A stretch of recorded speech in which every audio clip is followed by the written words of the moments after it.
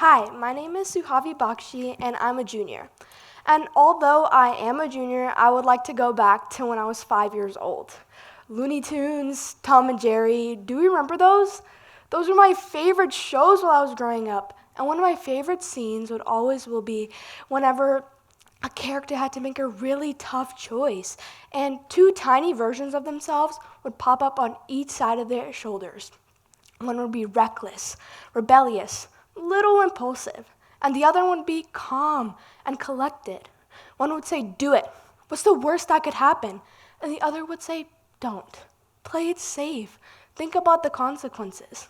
And it was really funny because each decision would be exaggerated and, let's be honest, kind of ridiculous. But as the older I get, the more I realize that these voices play a very important part in our everyday lives.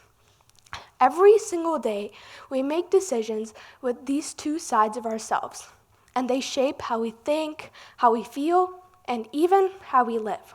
However, the rebellious side works a little differently than it does in the cartoons. Instead of asking you to be fearless, it asks you to be fearful. And this comes with major consequences. And you may be wondering, well, how? Well, we as humans tend to be scared, especially when social media is all around us and we see these perfect people with perfect lives, and we become scared of judgment. And this is extremely prevalent in teenagers. According to the National Social Anxiety Center, 1 out of 3 kids ranging from 13 to 18 years old suffer from social anxiety disorder. And this is the third most common mental health disorder in the country. And this can all relate to the one social media story you didn't post or that one text you didn't send, because that's the fearful side of you convincing you to stay small. Because at the end of the day, social media has bred us to think that we just aren't good enough. And as a consequence, we aren't living our life to the fullest. I mean, think about it. How many times have you thought about doing something and then backed out at the last moment? And everyone says it was their decision not to do it. But in reality, you convinced yourself not to do it. Okay. So we know this problem exists, but how do we solve this?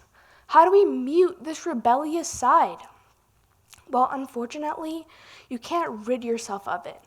It's just always going to be there. You have to accept it.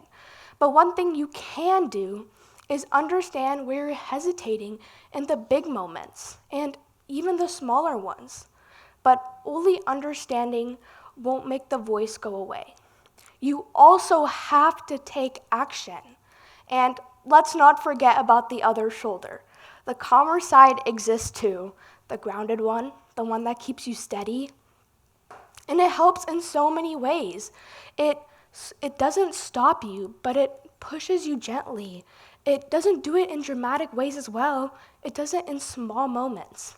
And the more you listen to it, the stronger it gets. And it comes in moments you didn't even realize before, such as the time you decided to speak up in class, or the time you tried something new, or when you finally pushed past that hesitation. There are always going to be two sides of this story.